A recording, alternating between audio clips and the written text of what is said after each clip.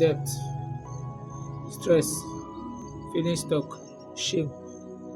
If you've ever felt like life is closing in, you are not alone, and this channel is for you. I'm Solomon, and I've been through the struggle of debt, low income, and feeling trapped. I know how heavy it can feel emotionally, mentally, and socially. So, this channel is for anyone, men or women, anywhere in the world, struggling with debt, feeling stuck, or searching for purpose. Whether you have income, low income, or none at all, you will find practical steps and encouragement here.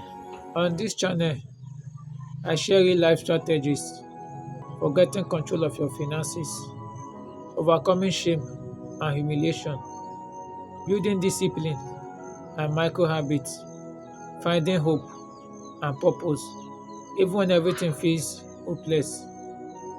Most people talk about money, but not about the emotional and mental weight that comes with debt. Here we face both the numbers and the feelings, so you can rebuild your life step by step. Subscribe and follow my journey, and let's take action together. You are not alone, and you don't have to stay stuck.